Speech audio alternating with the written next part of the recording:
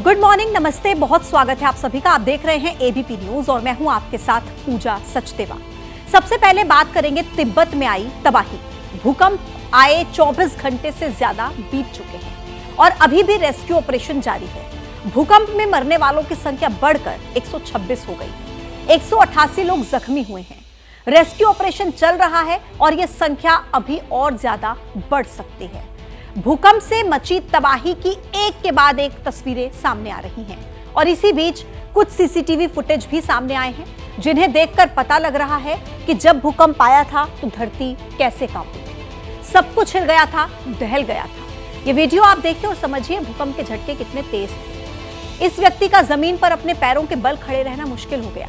घबराहट में कभी इधर भागा, कभी उधर। तभी अचानक से उसके करीब ही बनी एक इमारत ताश के पत्तों की तरह ढह जाती है और धूल का गुबार छा जाता है। तो देखिए ये फुटेज जो सामने आया है, जब तिब्बत में भूकंप आया तो किस तरीके से ये धरती हिली कि इस व्यक्ति का यहां पर खड़े रहना मुश्किल हो गया। साइकिल इस व्यक्ति के हाथ में थी और संभाल नहीं पाया, खड़ा नहीं रह पा रहा था। इतनी तेज भूकंप के झटके महसूस हो रहे थे और देखिए कैसे ही ये व्यक्ति वहां पर संभलने की कोशिश ही कर रहा है कि अचानक से पास में जो इमारत है वो ताश के पत्तों की तरह यहां पर ढह जाती है, जिससे आप साफ समझ सकते हैं कि कितनी तीव्रता के साथ यहां पर भूकंप आया था, जिसमें अभी तक 126 लोग अपनी जान गंवा चुके हैं और 188 अभी भी घायल बताए जा रहे हैं। भारी तबाही 7.1 तीव्रता बताई जा रही है भूकंप की तिब्बत में और जिसकी वजह से भारी तबाही का मंजर देखने को मिला। तो भूकंप से तबाही, भूकंप से खौफ का एक और वीडियो भी सामने आ चुका है। ये वीडियो एक डिपार्टमेंटल स्टोर का है जिसमें एक और तो भूकंप के झटके आते ही वहां पर मौजूद लोग बाहर की तरफ भागते नजर आ रहे हैं, तो दूसरी तरफ तेज झटकों की वजह से स्टोर की शेल्फ में रखा सामान अचानक से गिरता हुआ नजर आ रहा है। तो देखिए किस तरीके से ये शेल्फ स्टोर की जिस पर सामान रखा हुआ था और ये भूकंप की वजह से गिर रहा है। कैसे देखिए ये भूकंप के झटके जिसकी वजह से इस शेल्फ पे रखा सामान अचानक से गिर जाता है। एक व्यक्ति जो भूकंप के झटकों की वजह से वहां से बाहर निकलता हुआ, भागता हुआ देखिए किस तरीके से नजर आ रहा है कि वो अपनी जान बचाने के लिए वहां से भागने की कोशिश कर रहा है कि पास में जो शेल्फ है उस पर जो सामान रखा था वो भूकंप के इन्हीं झटकों की वजह से अचानक से देखिए सारा सामान किस तरीके से गिर जाता है। एक डिपार्टमेंटल स्टोर का वीडियो है। तो लगातार जो तबाही का मंजर है तिब्बत में भूकंप की वजह से, उसकी तस्वीरें, उसके फुटेज सामने आ रहे हैं जो ये बता रहे हैं कि कितना ज़्यादा वहाँ पर खौफनाक आलम था जब ये भूकंप वहाँ पर आया। 7.1 उसकी तीव्रता बताई जा रही है। चलिए देखिए भूकंप की डरा देने वाली तस्वीरें तो आपने देख ली, लेकिन अब बात करते हैं उन सवालों की, उन आशंकाओं की जिनके आधार पर तिब्बत में आए भूकंप के पीछे चीन की हरकतों को जिम्मेदार माना जा रहा है। आशंका ये जताई जा रही है कि तिब्बत में आए भूकंप की वजह इस इलाके में बन रहा चीन का सबसे बड़ा बांध हो सकता है। वो बांध जो तिब्बत की यार्लुंग जांगबो नदी पर प्रस्तावित है। आखिर यह आशंका क्यों जताई जा रही है, ये समझाने के लिए आपको ये रिपोर्ट दिखा रहे हैं।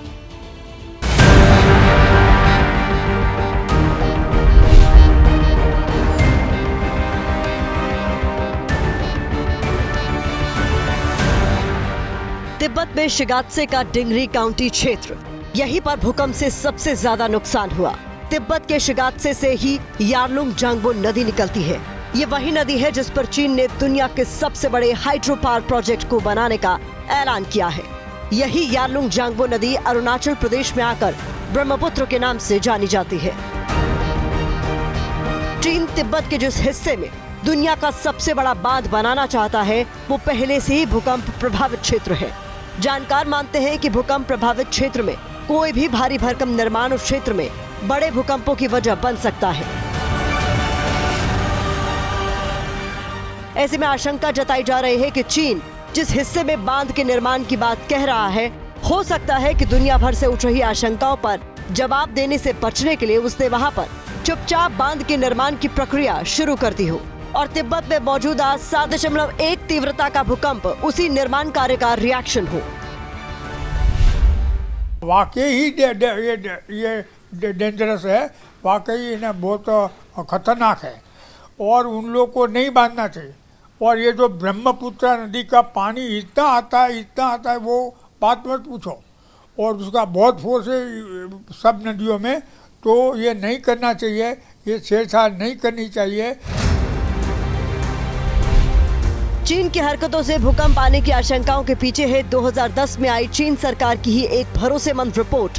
ये रिपोर्ट चीन के भूकंप डिपार्टमेंट ने जारी की है, जिसमें कहा गया है कि चीन के हुबई में 3 गॉर्जेस डैम की वजह से 2003 से लेकर 2009 तक करीब 3400 भूकंप आए और भूकंप आने का खतरा 30 गुना तक बढ़ गया। रिपोर्ट में आगे कहा गया 3 गॉर्जेस डैम की वजह से आसपास के हिस्से में हर महीने आने वाले भूकंपों में भी 7 से 8 गुना बढ़ोतरी हो गई। 3 गॉर्जेस डैम 2003 में बनना शुरू हुआ था और उसी के बाद से उस क्षेत्र में भूकंप की संख्या तेजी से बढ़ गई। यानी जैसे ही हुबई में विशालकाय 3 गॉर्जेस डैम बनना शुरू हुआ था, भूकंप प्रभावित हुबई के उस हिस्से में भूकंप की संख्या अचानक बढ़ गई और कई बड़े भूकंप भी आए। अब चीन ने तिब्बत के 3 गॉर्जेस हाइड्रो पावर प्रोजेक्ट से 3 गुने बड़े बांध का ऐलान किया है। उस ऐलान के कुछ ही दिनों के भीतर तिब्बत में भयंकर भूकंप आ गया। ऐसे में आशंका जताई जा रही है कि चीन ने गुपचुप नए बांध का निर्माण शुरू कर दिया है और भारत से लेकर दूसरे पड़ोसी देशों की आपत्तियों से बचने के लिए वो अभी उसका खुलासा नहीं कर रहा। तिब्बत के बाद अब आगे बढ़ते हुए बात करते हैं सऊदी अरब की, क्योंकि कुदरत का कहर वहां पर भी बरपा है। इस्लाम के सबसे पवित्र शहर मक्का पर कुदरत कयामत बनकर बरसी है। वहां पर इतनी बारिश हुई कि शहर में बाढ़ आ गई, गाड़ियां पानी में तैरने लगी, लोग जान बचाकर सुरक्षित जगहों पर भाग रहे हैं।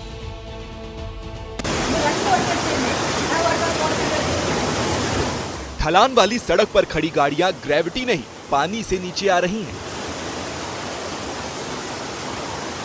पानी का फ्लो इतना ज्यादा है कि गाड़ियां भी बहने लगी।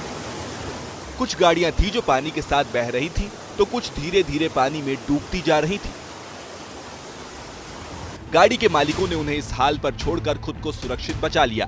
अब वापस गाड़ी लेने आने के लिए उन्हें पानी के कम होने का इंतजार करना पड़ेगा। सऊदी अरब के मक्का में खतरनाक बारिश के बाद बाढ़ आई है। सोशल मीडिया पर वायरल हो रहे वीडियोस में मक्का के साथ जेद्दा और अल अवाली में भी बाढ़ देखी जा सकती है। इन मुश्किल भरे हालातों में मक्का की आवाम एक दूसरे की हौसला अफजाई करती दिखी। पिज्जा डिलीवरी करने जा रहा शख्स बाढ़ के पानी में फंसा तो उसे बचाने के लिए लोगों ने मेहनत की। सोशल मीडिया पर कई वीडियोस वायरल हैं जहां रिहायशी इलाकों से लेकर पेट्रोल पंप तक पानी में डूबे हुए हैं। बारिश ने अपने हिस्से की तबाही तो मचा ली, लेकिन खतरा अभी टला नहीं है। सऊदी अरब के मौसम विभाग की माने तो इस पूरे हफ्ते वहां गरज के साथ बादल बरसते रहेंगे। और चलिए अब आगे बढ़ते हुए बात करेंगे दिल्ली की सियासी जंग की, जिसमें चुनाव की तारीखों का ऐलान होते ही दावों का महादंगल शुरू हो गया है। हर पार्टी, हर नेता अपनी जीत और विरोधी की हार की हुंकार भर रही है। दिल्ली दिल से वोट करेगी, ऐसा हमें उम्मीद है। इधर चुनाव आयोग की प्रेस कॉन्फ्रेंस खत्म हुई, उधर नेताओं ने नतीजों को लेकर अपने पक्ष में भविष्यवाणियां शुरू कर दी। हम पूरी तरह तैयार हैं कि आम आदमी पार्टी की सरकार फिर से बनेगी। हमारी सरकार बन रही है, अच्छे बहुमत से बन रही है। देखो, इस चुनाव में तो हम लोग सरकार बनाएंगे। दिल्ली के पूर्व डिप्टी सीएम और आम आदमी पार्टी का बड़ा चेहरा मनीष सिसोदिया को भरोसा है कि इस बार भी दिल्ली की जनता फ्री बिजली पानी देने वाली सरकार यानी आम आदमी पार्टी को ही चुनेगी। दिल्ली के लोग एक बार फिर से अपने परिवार के लोगों को अच्छा स्वास्थ्य देने वाले मुख्यमंत्री को चुनेंगे। दिल्ली के लोग एक बार फिर से उनको 24 घंटे बिजली देने वाले, जीरो बिजली बिल देने वाले नेता को चुनेंगे। 8 फरवरी को जब नतीजे आएंगे तो उसके लिए हम पूरी तरह तैयार हैं कि आम आदमी पार्टी की सरकार फिर से बनेगी, केजरीवाल जी के। वहीं नई दिल्ली से केजरीवाल को चुनौती दे रहे बीजेपी उम्मीदवार प्रवेश वर्मा कह रहे हैं कि दिल्ली में इस बार आपकी रेवड़ी पॉलिटिक्स नहीं चलेगी। दिल्ली में बीजेपी का 27 साल का वनवास खत्म होने वाला है। दिल्ली की जनता अरविंद केजरीवाल के झूठ से परेशान है, अरविंद केजरीवाल के धोखे से परेशान है और वही सबक सिखाने को तैयार है। इस बार लोगों ने ये ठान लिया है कि मोदी जी के साथ में मिलकर वो पार्टी की सरकार बनाएंगे जिसमें झगड़ा नहीं होना चाहिए। लेकिन आम आदमी पार्टी और बीजेपी से 2 कदम और आगे जाकर कांग्रेस ने अभी से ये दावा करना शुरू कर दिया है कि 8 फरवरी को दिल्ली में कांग्रेस को कितनी सीटें मिलेंगी। केजरीवाल का ज्यादातर जो वोटर है वो कांग्रेस की तरफ आ रहा है। देखो, वो शीला जी को याद कर रहा है, तो वो एक तरीके से वो कांग्रेस की तरफ आ रहा है। सीटें मेरे ख्याल से 40+। देखो, इस चुनाव में तो हम लोग सरकार बनाएंगे। दिल्ली के दंगल में ओवैसी की AIMIM भी ताल ठोक रही है। दर्जन भर सीटों पर उम्मीदवार उतारने जा रही है। ओवैसी की पार्टी खुद को किंग मेकर बता रही है। बहुत जल्द सीटों का अनाउंसमेंट हो जाएगा। बाकी किंग मेकर की भूमिका एमआईएम की ज़रूर रहेगी इंशाल्लाह। जो भी सरकार बनेगी यहाँ से भारतीय जनता पार्टी को जो हरा सकती है ताकतें, हम भी उसमें शामिल हैं। अब ये तो 8 फरवरी को ही तय होगा कि किसके दावे में कितना दम है। तो एक तरफ है चुनावी मौसम और दूसरी तरफ है सर्दी का मौसम, जिसके चलते दिल्ली का पारा रोज लुढ़क रहा है। लेकिन चुनावी गर्मी के चलते सियासी पारा लगातार चढ़ता ही जा रहा है। एक बंगले को लेकर जबरदस्त बवाल मचा हुआ है। वो बंगला जिसमें केजरीवाल रहते थे, उसे बीजेपी शीश महल कहती है। उसी बंगले को लेकर दिल्ली की मुख्यमंत्री आतिशी ने नया आरोप लगाया। कहा पीडब्ल्यूडी ने उनसे वो बंगला छीन लिया, जबकि पीडब्ल्यूडी ने आतिशी के घर से निकालने वाले आरोपों को नकारते हुए जानकारी दी है कि अलॉटमेंट के बावजूद आतिशी ने बंगले का कब्जा लिया ही नहीं। वहीं बीजेपी ने बंगले को लेकर आतिशी के आरोपों को चुनावी स्टंट बताया।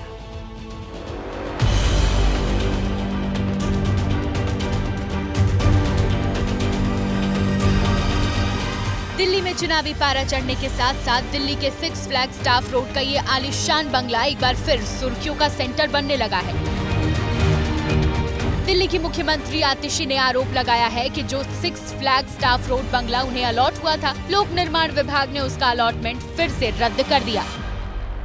भारतीय जनता पार्टी की केंद्र सरकार ने मुझे 3 महीने में दूसरी बार उस मुख्यमंत्री आवास से निकालकर बाहर फेंक दिया। चिट्ठी भेजकर मुख्यमंत्री आवास का अलॉटमेंट कैंसिल किया और मुख्यमंत्री आवास एक चुनी हुई सरकार की चुनी हुई मुख्यमंत्री से छीन लिया। लेकिन आतिशी के बंगला खाली करवाने वाले आरोपों पर पीडब्ल्यूडी ने सोमवार को ही ये चिट्ठी जारी कर दी थी। चिट्ठी में लोक निर्माण विभाग 6 फ्लैग स्टाफ बंगले का अलॉटमेंट रद्द करने की वजह बताते हुए लिखा है, बंगले से आतिशी को बेदखल नहीं किया गया। सीएम आतिशी कभी बंगले में शिफ्ट ही नहीं हुई। अक्टूबर में शर्तों के साथ बंगला अलॉट हुआ था और आतिशी को हफ्ते भर में कब्जा लेना था, लेकिन आतिशी ने कभी बंगले का कब्जा नहीं लिया। पीडब्ल्यूडी विभाग ने बताया कि इस बंगले को उन्हें अलॉट किया गया था, लेकिन जब ये बंगला विवादों में आया और इस पर जांच का घेरा, जांच का सिकंजा कसना शुरू हुआ, तो इस बंगले का अलॉटमेंट कैंसिल कर दिया गया और आतिशी को 2 बंगलों का ऑप्शन दिया गया कि वो बताएं कि वो राजनिवास लैंड पर रहना चाहती हैं या फिर दूसरी जगह। ये जुमला है और ये जुमला जो है इनको ले बैठेगा। वह उनका सामान निकालने की फोटो उनको बतानी चाहिए। सहानुभूति प्रकट करवाने के लिए, सिंपैथी लेने के लिए वो कह रहे मुझे मकान से निकाल दिया। दिल्ली का 6 फ्लैग स्टाफ रोड वही बंगला है जिसमें मुख्यमंत्री के तौर पर कभी अरविंद केजरीवाल रहा करते थे और दिल्ली चुनाव में बीजेपी इस बंगले को भी बड़ा मुद्दा बना रही है। बीजेपी और आम आदमी पार्टी दोनों एक दूसरे पर जमकर पोस्टर वॉर कर रहे हैं। बॉलीवुड की हर बड़ी पिक्चर के टाइटल को चुनावी हथियार बनाया जा रहा है। साल 2014 में फिल्म गुंडे आई थी, जिसने बॉक्स ऑफिस पर बम्पर कमाई की थी। 11 साल बाद फिल्म गुंडे का चुनावी वर्जन रिलीज हुआ है, जिसे बीजेपी की तरफ से जारी किया गया है, जिसमें अभिनेता रणवीर सिंह की जगह आप सांसद राघव चड्ढा, अभिनेता अर्जुन कपूर की जगह संजय सिंह और अभिनेत्री प्रियंका चोपड़ा की जगह मुख्यमंत्री आतिशी को दिखाया है। आपदा प्रेजेंट्स बैनर तले इस पिक्चर के जरिए बीजेपी आप पर चुनावी अधिकारियों पर दबाव डालने का आरोप लगा रही है। अरविंद केजरीवाल यहाँ के डीएम को फोन करते हैं, एआरओ को फोन करते हैं, उनको धमकी देते हैं कि हमारी सरकार बनेगी तो तुमको देख लेंगे। ये चुनाव यहाँ पर भारतीय जनता पार्टी नहीं लड़ेगी, ये चुनाव यहाँ की जनता लड़ेगी। जनता कह रही है कि अरविंद केजरीवाल ने 11 साल ना तो हमें अपने घर बुलाया, हमारी समस्याएं सुनी, ना वो हमसे मिलने आया, एक भी रुपए का काम नहीं। दरअसल नई दिल्ली के जिला चुनाव अधिकारी ने दिल्ली मुख्य निर्वाचन अधिकारी को एक चिट्ठी लिखी है। चुनाव अधिकारी ने आप सांसद राघव चड्ढा और संजय सिंह पर दबाव डालने का आरोप लगाया। संजय सिंह सफाई देने आए, लेकिन अब सफाई भी सवालों में है। इतने बड़े लाट साहब हैं कि उनसे मैं मिल नहीं सकता। अगर चुनाव से संबंधी कोई शिकायत है तो डीएम से नहीं करेंगे। उनको ये सोचना चाहिए कि एक सांसद होके डीएम का प्रोटोकॉल हमसे बहुत नीचा है, हम तो उनके दफ्तर तक गए। उनको अपने आप को सम्मानित महसूस करना चाहिए। शर्म नहीं आती इस तरह के बयान देने की। अब आपकी तरफ से आ रही इसी बयानबाजी को बीजेपी गुंडों की संज्ञा दे रही है। हालांकि आप भी कानून व्यवस्था को लेकर विधूड़ी की बयानबाजी पर लगातार पोस्टर जारी कर रही है। अब दिल्ली के दंगल में कौन जीतेगा कौन हारेगा इसका फैसला तो 5 फरवरी को होगा, जब दिल्ली वाले मतदान करेंगे और नतीजा आएगा 8 फरवरी को। कल चुनाव आयोग की तरफ से न सिर्फ इन तारीखों का ऐलान किया, बल्कि आयोग पर उठाए गए विपक्ष के हर सवाल का जवाब भी दिया।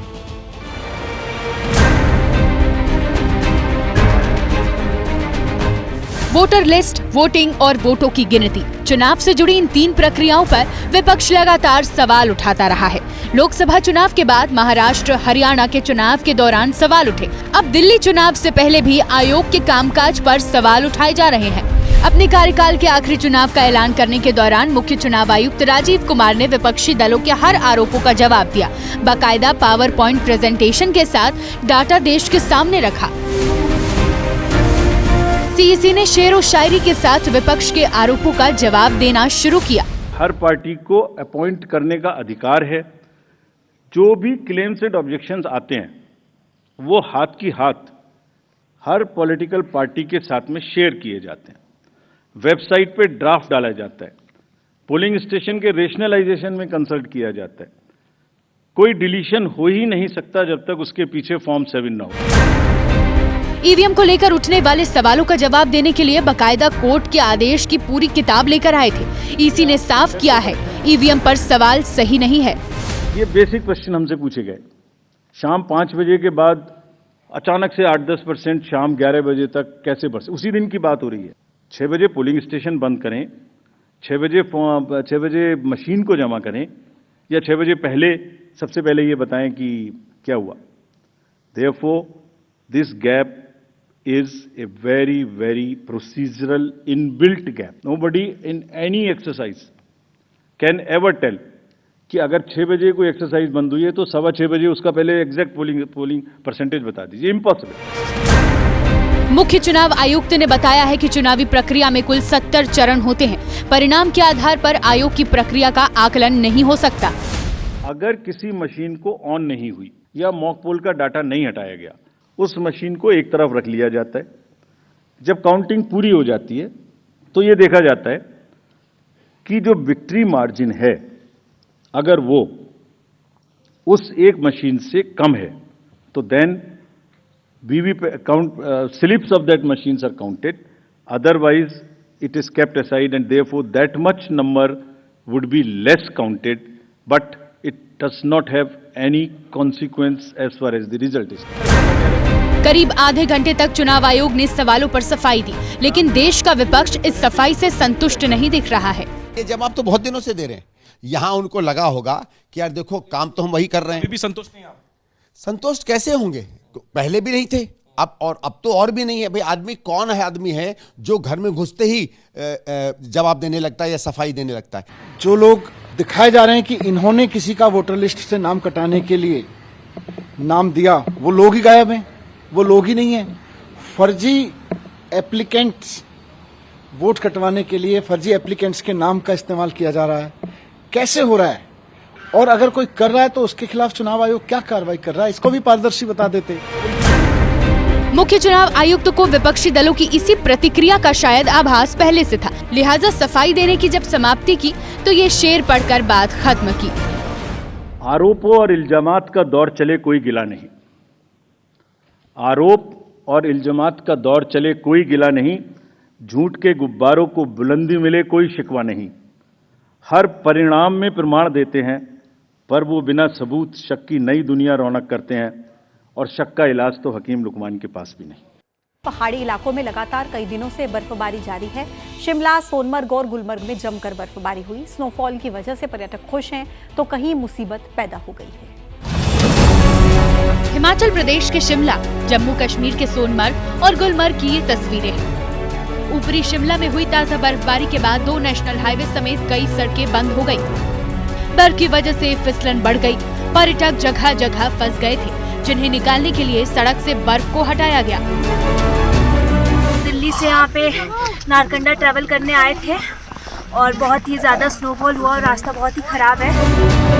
सोनमर्ग में बर्फबारी का असर दिख रहा है। यहाँ पर कई सड़कें बंद हो गई हैं। करगिल राजमार्ग बर्फ से ढक गया था। बीआरओ की टीम मंगलवार सुबह से ही बर्फ हटाने के काम में जुट गई थी। काफी संघर्ष के बाद गाड़ियों के आने जाने के लिए रास्ता बनाया गया। तस्वीर देखिए कैसे आइस कटर से बर्फ को काट कर हटाया जा रहा है। हालांकि पर्यटकों के लिए ये किसी उपहार से कम नहीं है, इसलिए वो सोनमर्ग की ओर खींचे चले आ रहे हैं। सड़कों पर बर्फ जमा होने से मुश्किलें बढ़ गई हैं, लेकिन इसके बावजूद पर्यटकों की संख्या कम नहीं हुई है। टूरिस्ट बर्फबारी का लुत्फ उठा रहे हैं। गुलमर्ग में एवलांच मॉक ड्रिल के जरिए प्रशासन अपनी तैयारियों को अंजाम देने में जुटा है। गुलमर्ग में भारी बर्फबारी हो रही है, लेकिन पर्यटकों की तादाद भी बढ़ती जा रही है।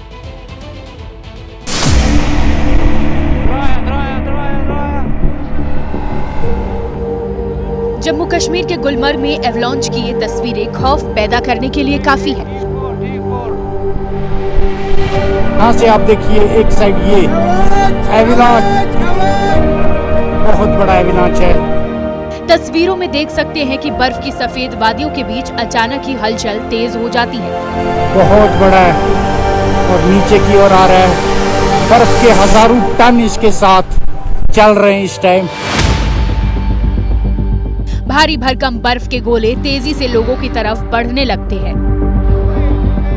चारों तरफ अफरा तफरी मच जाती है। लोग चिल्लाने लगते हैं और धीरे धीरे एवलांच कमजोर पड़कर दूसरी तरफ चला जाता है। दरअसल गुलमर्ग में एवलांच मॉक ड्रिल का आयोजन किया जा रहा है ताकि यह देखा जा सके कि ऐसे हालात के समय कैसे निपटा जाए। बहुत बड़ा एवलांच है। बर्फ के हजारों टन इसके साथ चल रहे हैं इस टाइम। बर्फ को हटाने के लिए मशीनों की मदद ली जा रही है।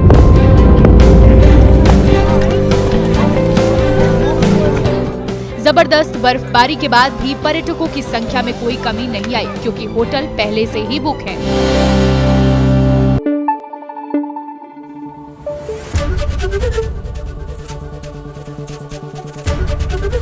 एबीपी न्यूज आपको रखे आगे।